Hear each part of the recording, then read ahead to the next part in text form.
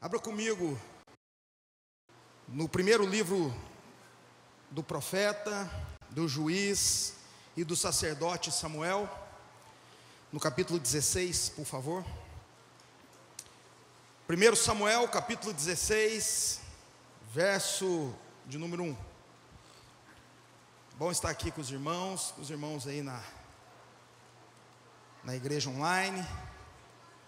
Nosso apóstolo está viajando, então ele está em trânsito ainda, por isso que acho que ele não deu uma notícia para a gente ainda, né? Mas logo quando ele chega lá, ele passa uma mensagem para a gente. Quem achou, diga amém. Agora você vai fazer um favor para mim, você vai correr lá no Salmo de número 23 e coloca lá o seu dedinho lá e marca ele para mim. Nós vamos abrir esses dois salmos. Quem está na Bíblia de celular não vai conseguir, né? Mas hoje nós vamos dar uma caminhada. Como eu sempre digo, eu sou um contador de história. A pregação é consequência, mas eu sei contar história, pastor. E hoje eu vim contar uma história para vocês. Uma história do salmo que foi escrito pelo rei Davi. Mas a gente precisa entender como e por que ele escreveu esse salmo. Mas antes a gente começa aqui em 1 Samuel capítulo 16, que diz assim, olha: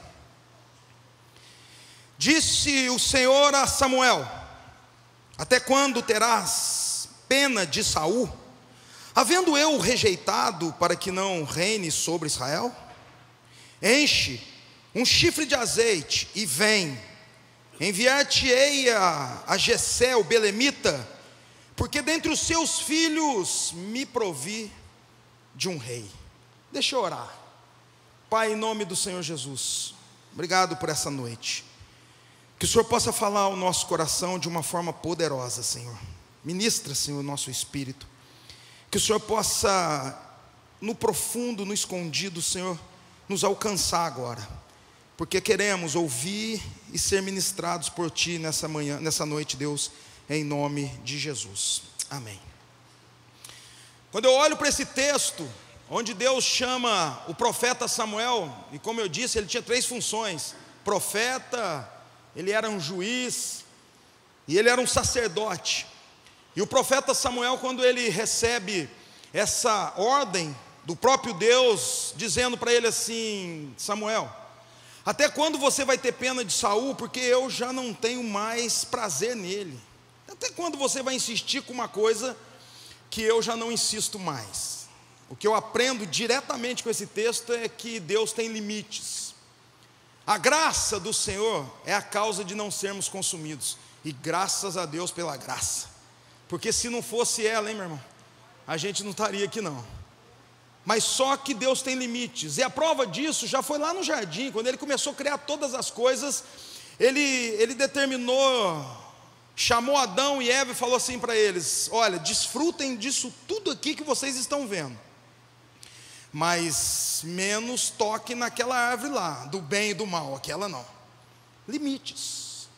Quando a gente começa a ver Deus colocando limites, quando Moisés estava com a nação de Israel, conduzindo a nação de Israel, quase 2.700.000 pessoas, conduzindo até a terra prometida, ele para um pouco antes ali no monte Sinai, e ali no monte ele fica ali 40 dias com Deus.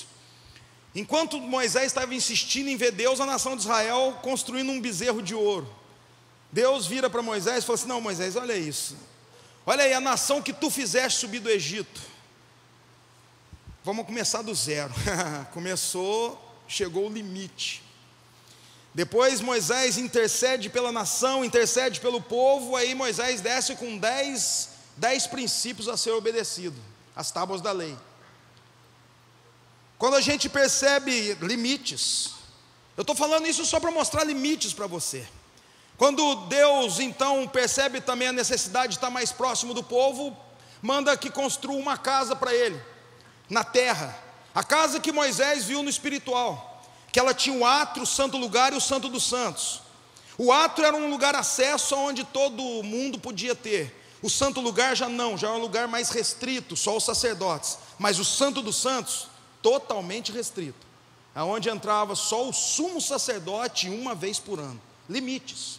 Deus tem limites.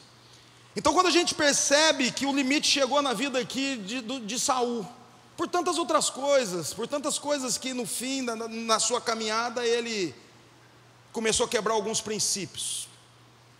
Jessé, então, agora, na sua casa, tem uma boa notícia, que Deus vai providenciar da sua descendência um filho. E antigamente, quando um homem de Deus ia até a casa de alguém, tinha uma cultura, tinha um processo que era feito. Porque antigamente, eles tinham o entendimento seguinte, que não era simplesmente um homem de Deus que estaria visitando aquela casa, mas era o próprio Deus estaria visitando aquela casa. Então era preparado um banquete. Por que eles tinham esse entendimento? Porque o entendimento que eu e você temos hoje é porque nós olhamos para a Bíblia. 1 Coríntios 3,16 diz: nós somos templo e morada do Espírito Santo. O Espírito Santo hoje tem uma habitação, e a habitação dele é dentro de mim, dentro de você. Está aí uma coisa que eu fico muito incomodado, pastor Creudimar, porque eu queria que o Espírito Santo fosse só meu amigo, e só ficasse só dentro de mim. Aí eu chegava no culto, deixava ele dar uma cirandada aí. Mas a Bíblia diz que eu e você somos templo e morada do Espírito Santo. Ele tem uma habitação, e essa habitação é dentro de você. Mas antigamente não era assim. Antigamente ele habitava mediante uma necessidade na nação. Então ele vinha com uma porção, Deus liberava uma porção do Espírito Santo a uma pessoa que realizava um projeto que Deus tinha para um país, para uma cidade, para uma nação. Era assim que era antigamente. Quando o profeta Samuel agora, ele tem uma ordem de ir até a casa de Jessé, o belemita, porque dentre os filhos dele, Deus tinha provido de um rei. Esse homem tinha preparado um banquete. Agora vamos falar a verdade, hein, gente? Se você for receber o próprio Deus dentro da sua casa, certamente você prepararia o que você tem de melhor, sim ou não? Certamente. Todos os seus convidados seriam o que é de mais importante na tua família. Eu certamente apresentaria os meus filhos, a minha esposa. Certamente essas seriam as pessoas que estariam no banquete naquela noite para receber o próprio Deus vindo na minha casa. Na cabeça de Jessé também não foi diferente. E agora olha o grande detalhe, isso você precisa entender. Porque a mesa era posta, mas ela tem alguns detalhes, e essa mesa vai te dar todo o entendimento lá na frente. Era colocada uma mesa e um anfitrião ficava de um lado da mesa. E o convidado especial ficava do outro lado da ponta da mesa. Era colocado então as cadeiras exatas para quem de fato eram os convidados, os pratos, os talheres e as taças com vinho. Nessa ocasião, quem era o visitante especial, como eu disse, era Samuel, o profeta. Só que tinha um detalhe: o profeta Samuel era nazireu, e nazireu não se contamina com nada da uva. Então o copo do profeta Samuel, a taça do profeta Samuel estava vazia, porque ele não pode com nada de uva. Era servido para o convidado especial a coxa direita do animal. Era a parte mais importante, era servida então para o convidado especial. Só que a coxa direita do animal sempre era servido para o sacerdote, ou para um futuro sacerdote que seria consagrado, ou para um futuro rei que também seria consagrado. Está claro isso? Vocês têm que caminhar comigo nessa história. Então, a mesa foi colocada, tudo foi preparado, e o profeta então pega o chifre de azeite e vai até a casa do belemita. Quando ele chega, ele já sabe o lugar exato que ele deveria sentar, porque ele já viu a taça vazia, ele já viu a coxa direita do animal servida, então ali era o lugar que ele deveria sentar. Então ele senta, já tudo pronto. E agora o anfitrião começa então a chamar os convidados do outro lado da mesa. Vem então o primeiro convidado do anfitrião, o seu filho mais velho, o primogênito Eliabe. Eliabe é um homem grande, forte, bonito, guerreiro, tipo eu assim, forte, bonito. Quando o Eliabe entra, O profeta não tem dúvida. Na cabeça do profeta, ele logo já fez uma associação ao antigo rei. Saul, a Bíblia diz que do ombro para cima ele sobressaía. O que quer dizer isso? Que ele era um homem grande, forte, um grande guerreiro, bonito. Quando o profeta vê Eliabe com o mesmo biotipo do antigo rei Saul, ele não teve dúvida, ele logo já pegou no chifre de azeite e já foi para cima do garoto. Mas no meio do caminho Deus fala para ele assim: rapaz, calma aí, por que você está com tanta pressa assim? Você está olhando o biotipo, você está olhando por fora, mas eu conheço você por dentro. Eu sei o que passa lá dentro, eu sei o que está escondido. Calma aí, rapaz, se acomoda aí, porque não é esse aí não. Samuel então agora senta novamente e espera entrar o segundo convidado, Abinadab. Aí Deus fala para ele assim: também não é esse. Vem o segundo, Samá, também não é esse. Vem o quarto, o quinto, sexto e o sétimo convidado. E senta e ocupa a mesa.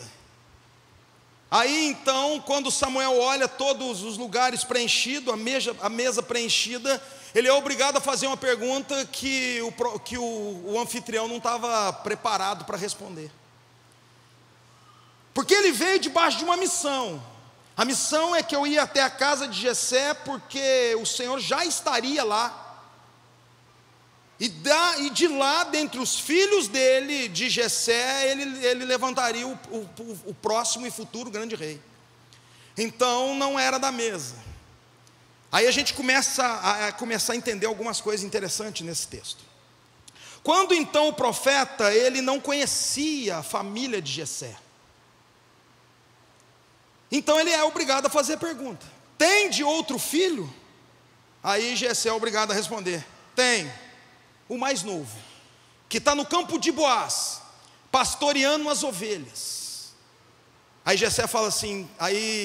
Samuel fala assim: então, não se come, não se bebe, não se comemora nada nessa casa, enquanto esse garoto não chegar até nós.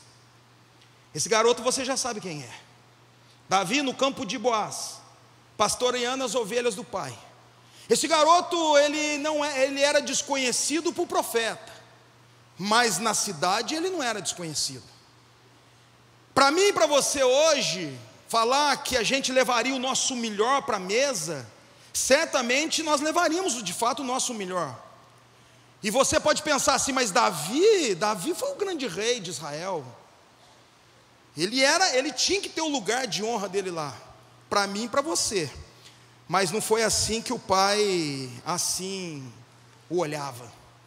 A bem da verdade que quando a gente começa a estudar sobre a vida de Davi, em 1 Samuel capítulo 17, versículo 42, diz que ele era ruivo, pequena estatura e belo. A Bíblia dá esse detalhe que ele era ruivo. E por que dá detalhe que era ruivo se os irmãos não eram ruivos? Por que a Bíblia abre esse parênteses? Porque ele era distinto mesmo. Isso quer dizer que talvez os outros irmãos de Davi vêm do mesmo pai, mas Davi não era da mesma linhagem dos outros irmãos, da mesma mãe. A mãe de Davi, não sei se você já viu, chama Nitzebete. Você não vai encontrar na Bíblia, você tem que olhar no Google. Nitzebete é a mãe de Davi. Ela é moabita. E Moabita vem lá dos moabitas, e moabitas então ele não é judeu, porque o judeu era para ser considerado só quem a mãe tinha que ser judeu. Davi, ele por ser diferente, Davi por estar agora cuidando dos animais, porque Davi era um filho bastardo. O próprio Davi disse no Salmo 51, versículo 5: eu fui gerado em pecado e minha mãe me concebeu Quer ver? Deixa eu achar o texto aqui, que é interessante esse texto. Diz assim, eu não pus para projetar ele. Salmo 51, versículo 5: eu fui formado em pecado, gerado em iniquidade. Davi agora estava cuidando das ovelhas no campo. Era uma função que era dada só para os filhos bastardos. Porque os filhos legítimos, isso não era um trabalho, não era um trabalho de honra, era um trabalho sujo. Então quem fazia eram os filhos bastardos. Davi agora então cuidando das ovelhas do pai no campo, não estava sentado à mesa. Então agora Jessé, constrangido por não ter convidado esse garoto, que na região ele era conhecido sim. Um belo dia, Davi estava tocando a sua harpa bem na frente da sua casa, tocando a sua harpa na frente da sua casa, quando o músico real vem, e aquele músico real vê aquele menino dedilhando a harpa, fica encantado com aquele garoto tocando daquela forma. Ele pega então aquela harpa e fala assim: me dá essa harpa aqui, pega essa aqui, a harpa real. Quando aquele garoto começa a dedilhar a harpa, o músico real diz para ele assim: olha, você toca como os anjos, você é filho de quem? Filho de Jessé, o belemita. Ele era conhecido ali, só não era conhecido por profeta Samuel. Então o profeta Samuel agora dá uma ordem: não, ninguém come, ninguém bebe enquanto esse garoto não estiver conosco. Jessé então manda chamar um dos assistentes para buscá-lo onde ele estava, no campo de Boaz. Nesse exato momento, Davi estava passando pelo pior momento da vida dele, que até então ele não tinha nunca passado. E para você entender o que Davi estava vivendo, você tem que abrir comigo no Salmo de número 23. Davi agora, ele estava passando por um dos momentos mais complicado da vida dele. Ele estava num momento de, agora, escrevendo o salmo que eu e você chamamos de 23, ele começa a escrever assim: o Senhor é meu pastor, e nada me faltará. Agora, deitado em pastos verdejantes, isso é interessante, e assim, ele diz assim: e ele me faz repousar em pastos verdejantes, leva-me pela vereda da justiça, junto às águas de descanso, refrigera minha alma, guia-me pela vereda da justiça, por amor ao seu nome. Agora Davi está escrevendo agora esse salmo em um pasto verdejante, em águas tranquilas. Para você entender por que Davi escreveu o Salmo 23, a gente precisa entender qual o contexto por que ele escreveu o Salmo 23. O que ele viveu e o que ele estava vivendo para ele pegar um pergaminho e começar a dizer: o Senhor é meu pastor e nada me faltará. E para a gente entender o Salmo de 63, a gente tem que ler o Salmo 69. Não tem como você querer entender o Salmo 23 se a gente não ler o Salmo 69. Eu vou ler para você.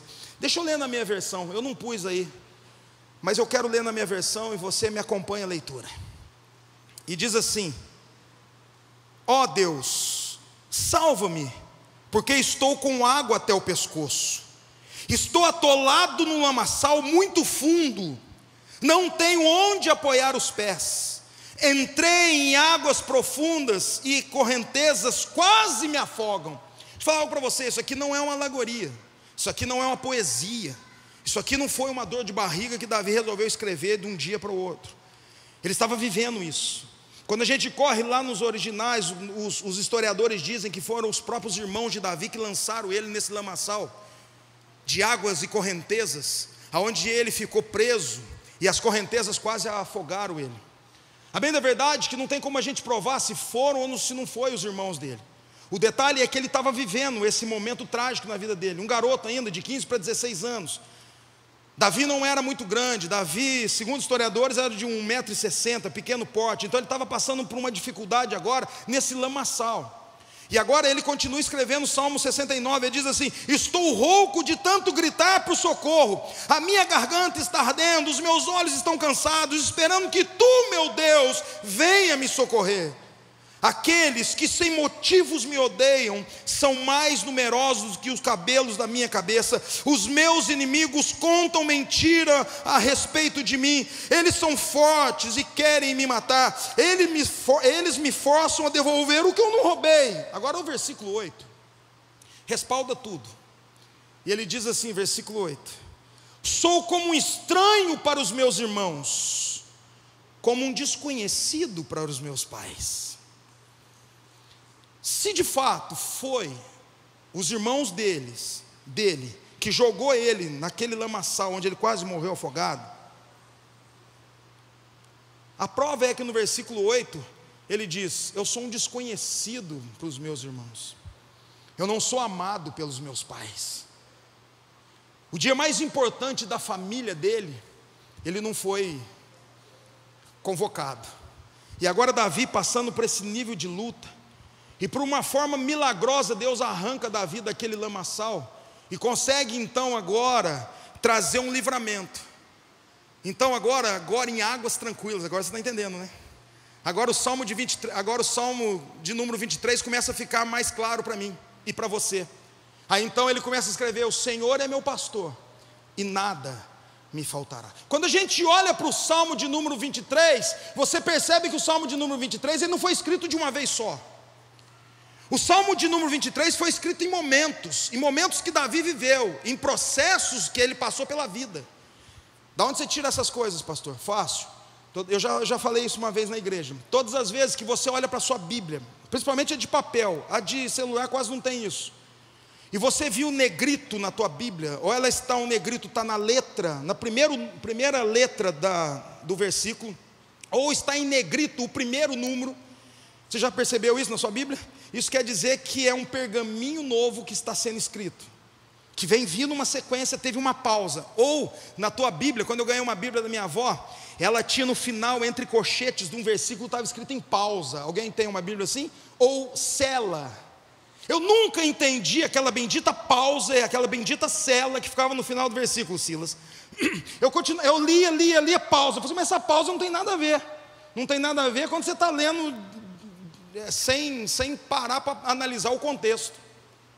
Toda vez que tem uma pausa ou tem um cela, é porque houve uma pausa na história, houve um selou aquele período, e agora vai começar um outro período, com uma perspectiva diferente, uma maneira diferente de visualizar agora o processo. Quando você olha para o Salmo de número 23, você vê negritos aí em vários lugares. Por quê? Ele começa a escrever então um Salmo de número 23 e começa assim: o Senhor é meu pastor e nada me faltará. Só que tem um detalhe: esse nada no original significa lho, e lho significa não. Então o que Davi está dizendo é: o Senhor é meu pastor e não me faltou. Não é que as coisas não faltaram, pelo contrário, Davi estava quase morrendo afogado. As coisas na vida de Davi faltou, mas quem não faltou foi Deus. Na minha vida, na tua vida, as coisas podem faltar, meu irmão. Até porque Jesus não prometeu nada muito diferente disso. Mas isso não quer dizer que eu estou profetizando isso sobre a tua vida. Não, pelo contrário, eu quero profetizar que você vai viver e comer o melhor dessa terra. Mas se por um acaso, um dia, alguma coisa na tua vida não encaixar da forma que você projetou, descansa, porque o Senhor é o teu pastor. Ele não vai faltar na tua vida. Algumas coisas até podem faltar, mas Ele não vai faltar. Agora, em pastos verdejantes, ele está escrevendo, em águas tranquilas, ele está escrevendo o seguinte: ó, o Senhor é meu pastor, não me faltou. Agora eu estou em pastos verdejantes, eu estou em águas tranquilas, e agora ele diz assim: ainda que eu ande pelo vale da sombra da morte, não temerei mal nenhum, porque tu estás comigo, e o teu bordão e o teu cajado me consolam. Ponto, pausa na história. Porque você olha em negrito aí, o versículo 5 está em negrito, tem uma pausa aí. Ou o versículo 4 tem uma pausa, ou tem um cela. Por quê? Porque nesse exato momento chegou quem? O assistente do pai. Aquele assistente que foi chamar ele lá no campo de Boaz. Aquele garoto então agora, com o pai, amando... Aquele assistente, amando do pai, Jessé, vai até Davi e encontra aquele garoto. Ele chega então agora para Davi e fala assim: Davi, eu vim aqui porque o seu pai está te chamando. Foi feito um banquete na sua casa, todos os seus irmãos foram convidados e agora está faltando você chegar. Davi sabia que ele não era bem-vindo naquele lugar. O Salmo 69, versículo 8 deixou isso claro para a gente. Sou como um estranho para os meus irmãos, sou como um desconhecido para os meus pais. A bem da verdade, o dia mais importante ele não foi nem lembrado. O pai nem quis lembrar, sabe por quê? Porque todas as vezes que um filho bastardo nascia, se fosse menina, quem levava toda a culpa era a mulher. Mas se fosse o homem, ele era envergonhado em praça pública. E Jessé foi envergonhado em praça pública.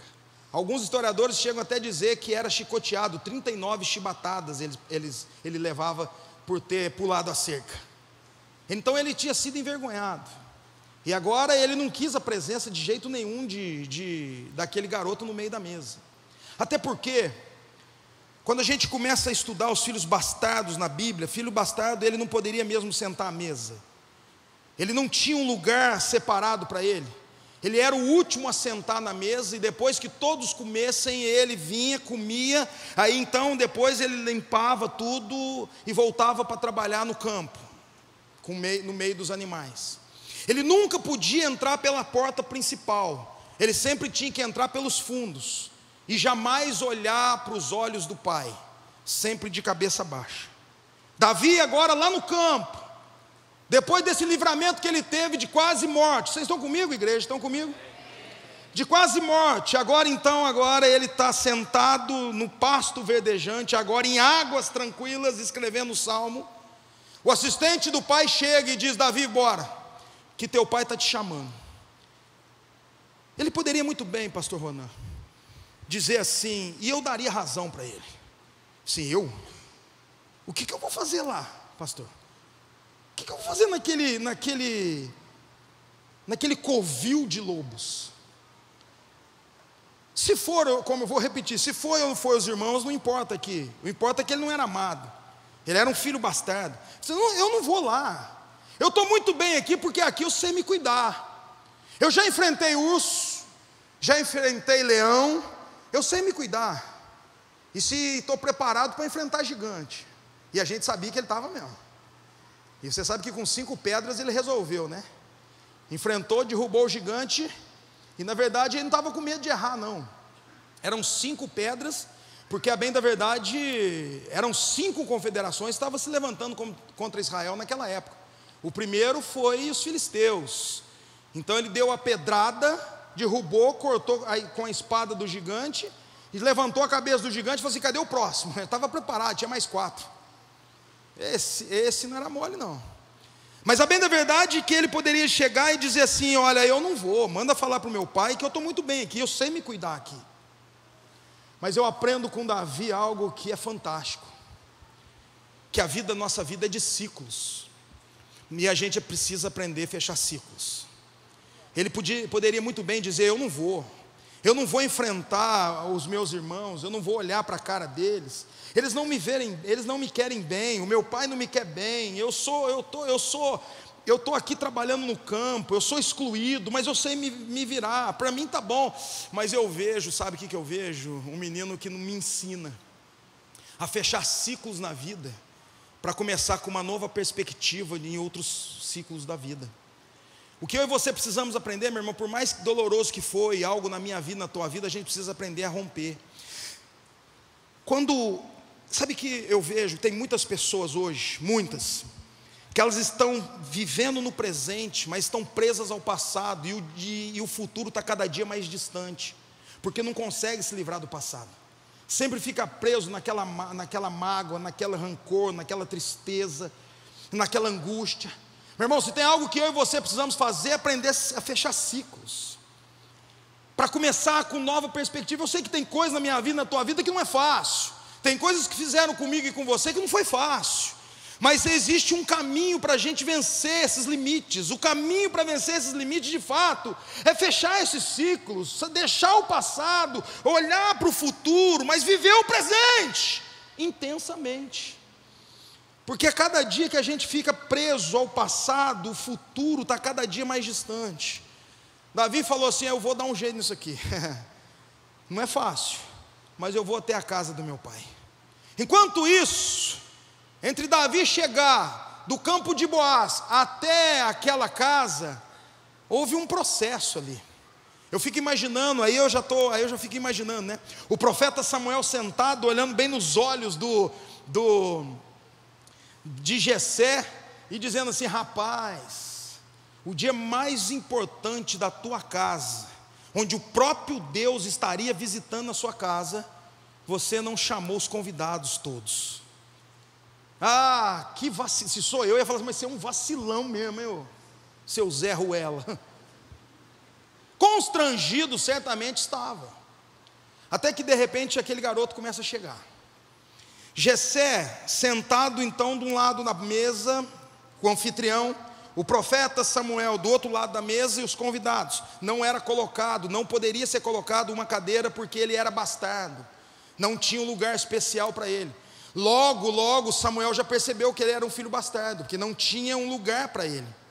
Quando aquele garoto vem chegando, vocês estão acompanhando a história comigo? Quando aquele garoto vem chegando, e de repente ele entra naquela casa. Quando o profeta Samuel vê aquele garoto entrando, Deus fala com ele na mesma hora: Samuel, é esse aí, Samuel, que eu me provi de rei, Samuel. Foi esse aí que eu já estava aqui, e que eu te mandei lá, para vir aqui onde eu já estava. É esse aí, Samuel. Samuel então agora dá o lugar, ele levanta.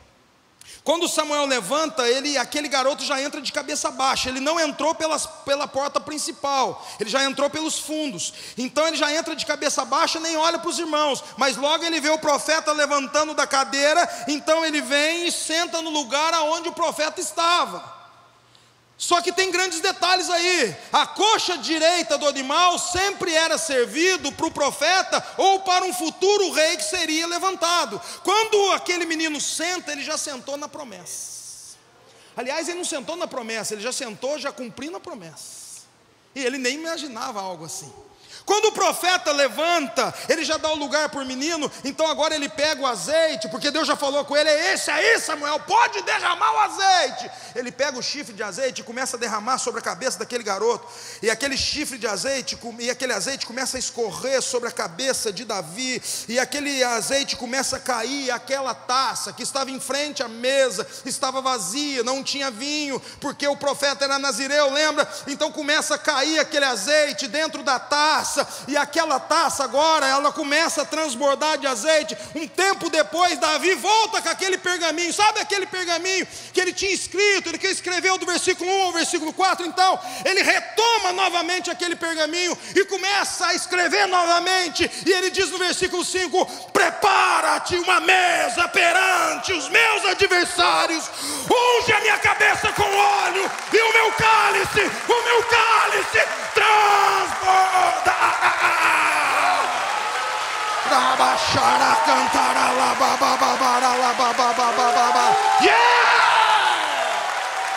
Deus não perde investimentos.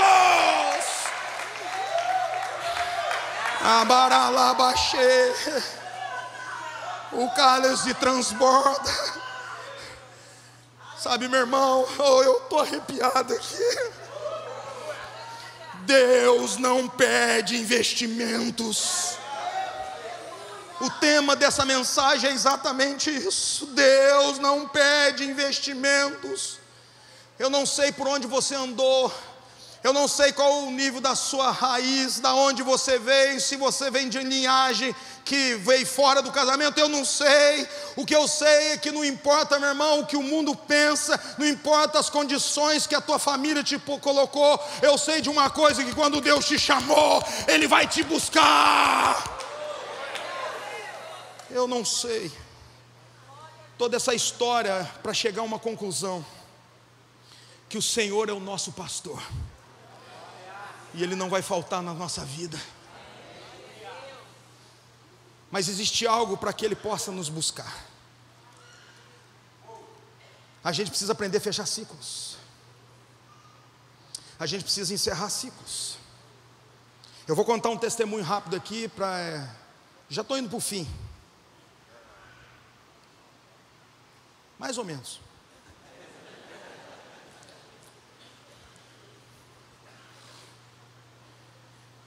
Eu estava numa conferência de casais e atendendo as pessoas, e de repente chegou um casal para mim. E ele chegou para mim e disse assim, aquela mulher: pastor, eu estou com um problema sério no meu casamento. Eu amo esse homem aqui, eu não consigo viver sem ele. Ele é o amor da minha vida. Foi o cara que eu decidi caminhar e andar e viver ao lado dele. E eu perguntei: e ela para você? Mesma coisa, a mulher da minha vida, a mulher que eu decidi caminhar comigo e viver comigo. Sabe qual é a crise então?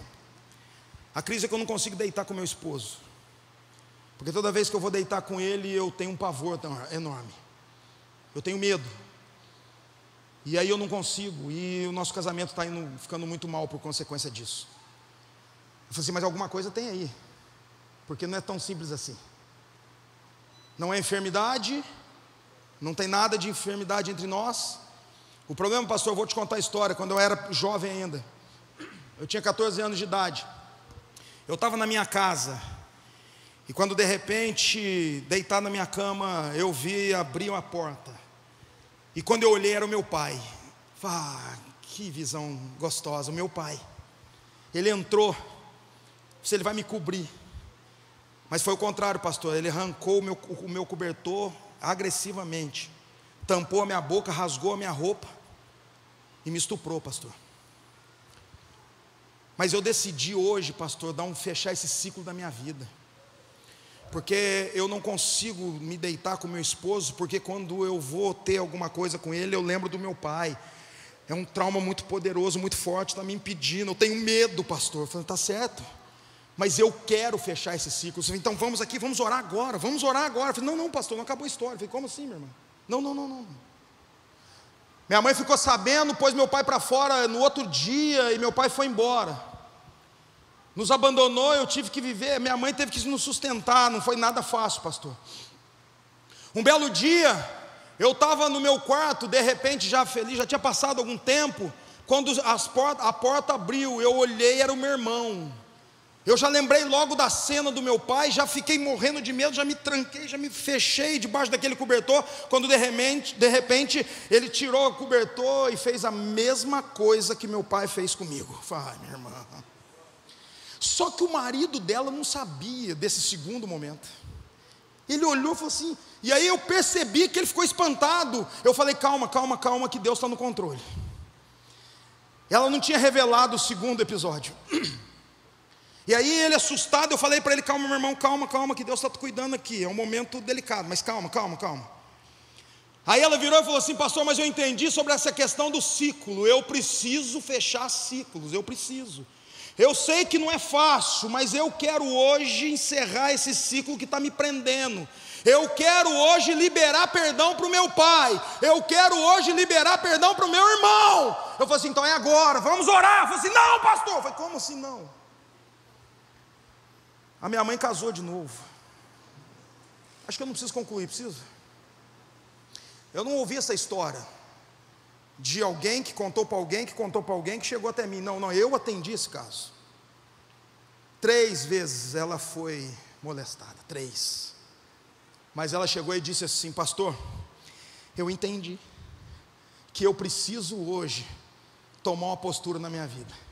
Precisa.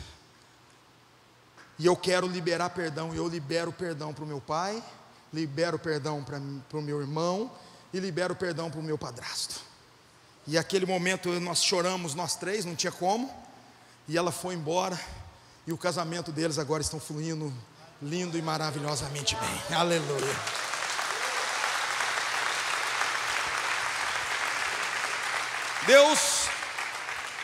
Deus vai nos buscar onde for necessário, mas tem coisas que eu e você precisamos fazer.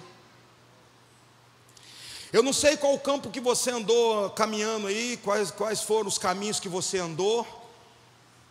O fato é que se um assistente não for te buscar, o próprio Jesus vai lá te buscar. Mas tem coisas no meio do caminho que nós entendemos que é a nossa parte, porque Deus se movimenta sim, no impossível, mas tem coisas no natural que sou eu e você que temos que fazer. Uma das coisas que não é tão fácil assim, de fato, é liberar o perdão. Mas, meu amado, deixa eu falar algo para você: você quer romper na tua vida, você precisa se esforçar para isso. Perdão, na verdade, é decisão. É você decidir escolher. Isso não quer dizer que você vai voltar a confiar naquela pessoa. Isso não quer dizer que você precisa novamente viver do lado daquela pessoa novamente, não é isso. Mas é você resolver a tua vida dentro da tua alma, porque a confiança é outra coisa, não é verdade? Você não precisa voltar a confiar, mas o detalhe é que você precisa deixar de lado. Para você, porque muitas vezes as pessoas que te machucaram, que te feriu, elas estão bem, elas estão caminhando, elas estão andando. Quem está ficando ruim é a gente. E aí a gente começa a falar assim, mas não fui eu, foi ele. Não fui eu, foi ele que começou tudo, eu sei. Mas experimenta você dar um passo primeiro, para ver se Deus não vai providenciando o chão, abrindo portas, cuidando de você. O fato é, meu irmão, que nós precisamos fechar ciclos. Porque o fato é, Deus não perde investimentos. Eu não sei qual é o nível hoje que você chegou nessa igreja. Eu não sei qual foi a luta e o desafio que você chegou. Porque Deus, o bispo chegou a falar hoje algo assim, que Deus vai te dar uma experiência hoje. Gosto desse tema. Só que o bem da verdade é que a experiência, ela precisa ser regada. Se a experiência ela não for regada, se a experiência não for alimentada, muitas das experiências podem causar até decepções. Experiência precisa ser alimentada, você precisa levar essa experiência à frente, porque Deus não quer só te dar uma experiência, o Senhor quer ter relacionamento com você. Davi, quando Deus busca Davi lá no campo de Boaz, não foi simplesmente só para honrá-lo diante do pai, diante dos irmãos. Agora escute isso. Às vezes eu dou uns gritos no meio da palavra. Eu sou perigoso. Qual era a dificuldade para Deus em chegar para o profeta Samuel e falar assim: Samuel, vai até o campo de Boaz, aonde estava o menino, e unge aquele garoto lá. Porque é bem da verdade, Davi foi exercer a função só 15 anos depois, foi reinar em Hebrom, e mais 7 anos depois para reinar em Jerusalém, Israel. Então é bem da verdade que levou quase 20 anos para ele se tornar o grande rei mesmo. Por que Deus não mandou aquele profeta lá para o campo de Boaz, e lá ungiu aquele garoto lá? Porque Deus queria trazer aquele garoto, porque queria ver ele vencer ciclos, a ser curado, para que ele pudesse agora potencializar ele para aquilo que ele tinha para ele. Agora, quando Deus então manda aquele profeta vir, sim, para trazer uma experiência, mas como eu disse, experiência ela precisa ser regada. Quando você teve uma experiência com Deus, você tem que alimentar ela, meu irmão. Você tem que cuidar dela, você tem que zelar para ela. Um belo dia chegaram para mim e olharam para os meus pés, um profeta, e disse assim: olha, você vai ser um pastor, você vai ser um avivalista. Ele me chamou de alemão aquele dia, o alemão. Aí o Ronan colocou um apelido em mim: você é o pastor alemão da igreja agora. Mas ele queria falar em outro sentido, eu sei muito bem disso. Pastor alemão. Só faltou o rabinho fazendo assim, seu cara de pau. E eu olhei para os meus pés, não estava entendendo nada, eu era novo convertido. Ele falou assim: olha, eu vejo fogo nos seus pés, eu vejo você viajando para o Brasil, eu vejo você pregando, levando o avivamento aonde você chegar. Avivamento, eu não estava entendendo nada que aquele cara estava falando.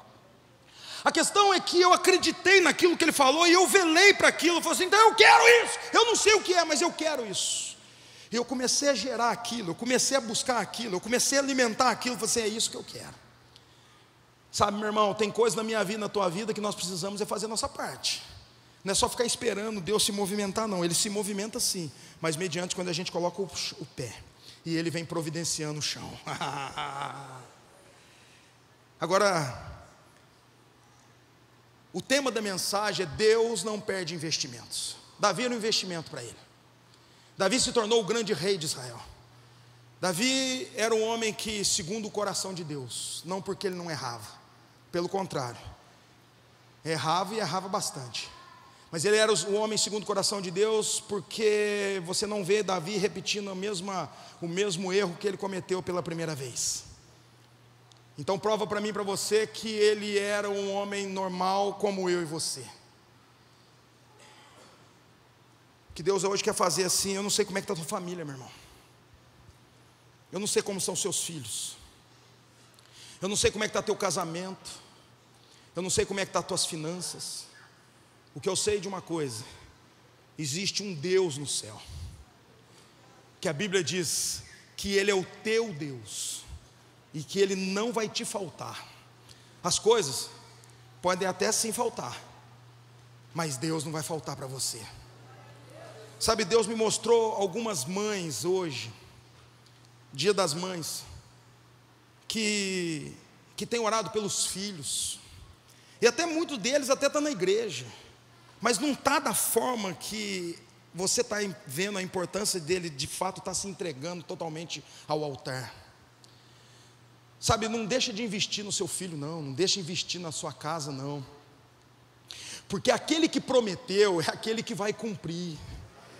O que eu quero hoje dizer, meu irmão, que para Deus não existe impossível.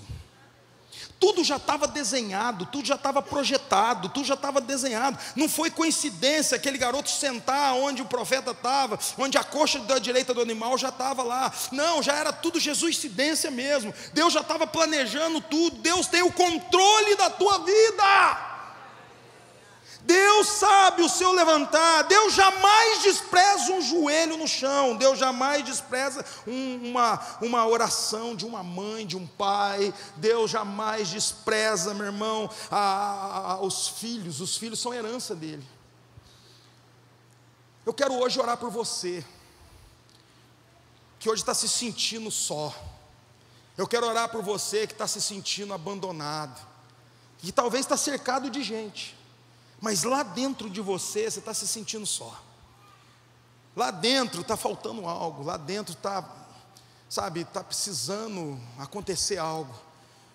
Eu quero orar por você hoje, porque eu creio que Deus tem algo a realizar na tua vida. Porque eu sei que coisas nas nossas vidas faltam. A sua filha, escute isso, tem uma mãe aqui que precisa ouvir isso. A sua filha não está na presença do Senhor hoje. A sua filha está com conceitos aí fora da palavra, mas o Senhor é aquele que vai buscar ela.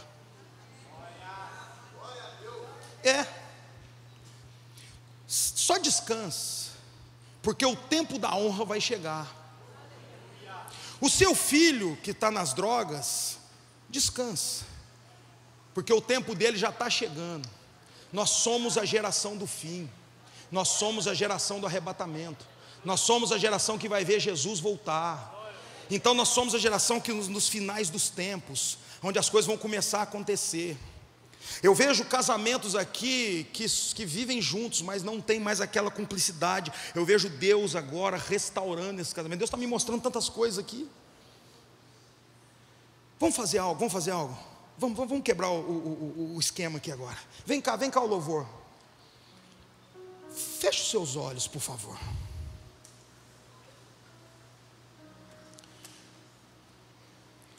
Vamos quebrar os paradigmas aqui. Pai, em nome de Jesus.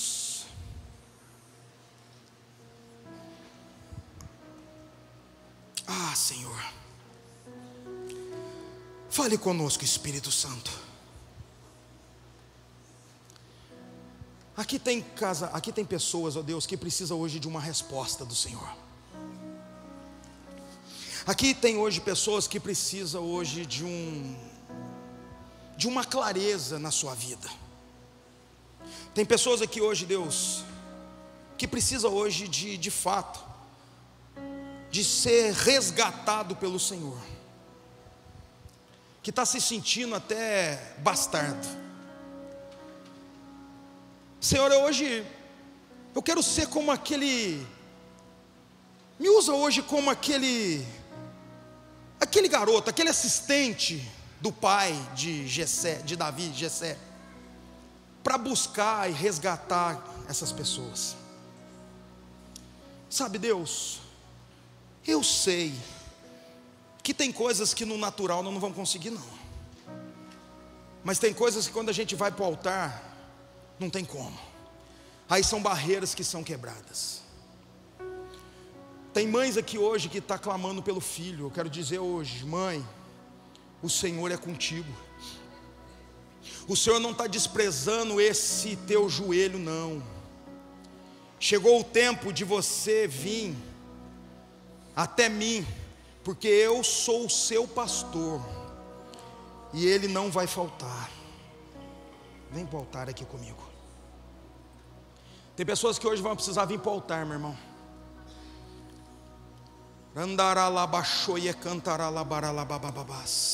Existem pessoas que hoje precisam vir para o altar, porque no altar é o lugar onde vai vir as respostas, porque o Senhor é o teu pastor, e Ele não vai te faltar. Eu não sei qual o nível da tua luta, qual o nível do teu problema, eu não sei. Mas você que está passando por um nível de luta e de desafio, meu irmão, eu vou te incentivar agora. Sai do teu lugar aqui, corre para esse altar aqui, mas vem rápido, porque aqui é o lugar mesmo da tua resposta. É aqui. Vem. O Senhor é o seu pastor.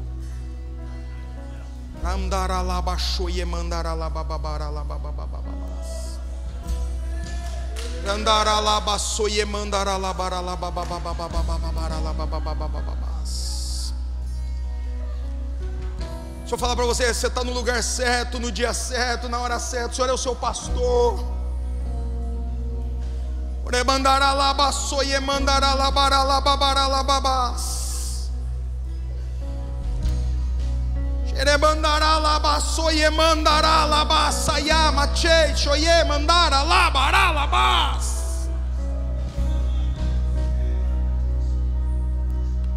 Vinde a mim, todos que estão cansados, sobrecarregados, assim diz Jesus, que eu vos aliviarei. Vinde a mim, todos que estão cansados, sobrecarregados, magoados, tristes, angustiados, vinde a mim.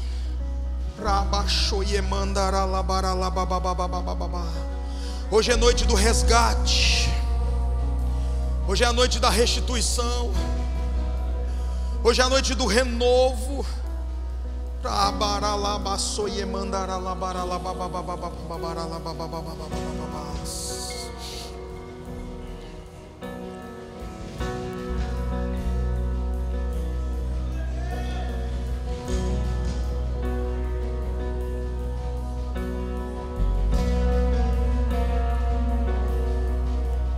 Pai, eu quero apresentar essas famílias aqui hoje. Aqui tem tantas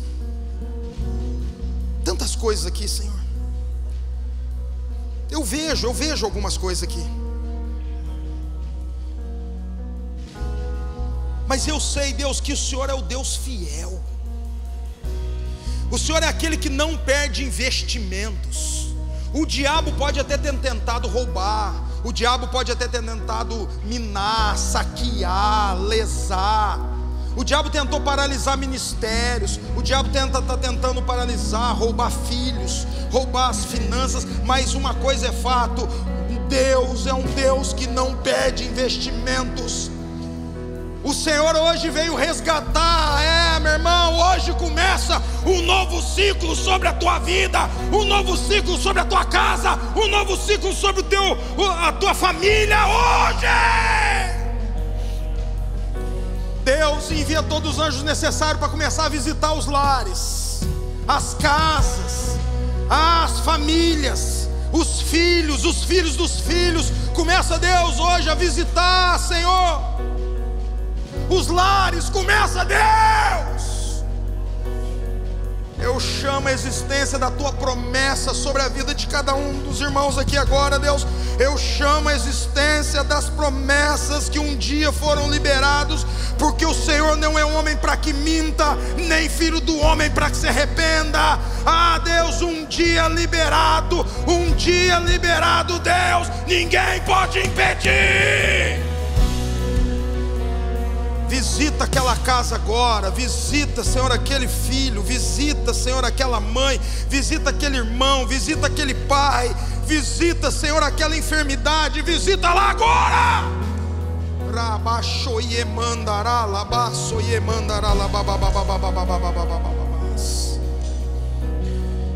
O Senhor é o seu pastor e não vai te faltar.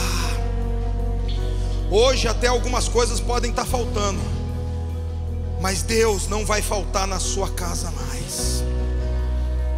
Senhor, que o Senhor possa enviar todos os anjos necessários agora, com as patentes necessárias, para visitar as casas, para visitar as famílias. Pai, não existe nada que possa impedir o Senhor agir.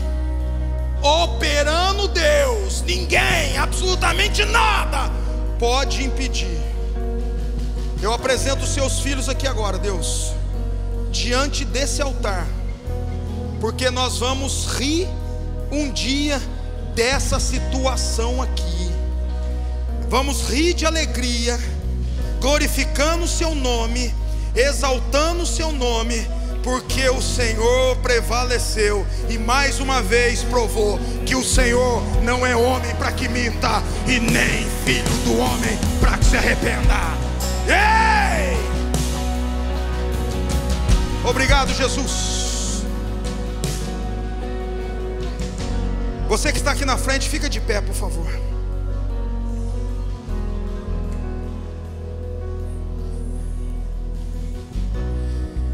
Davi termina o salmo assim: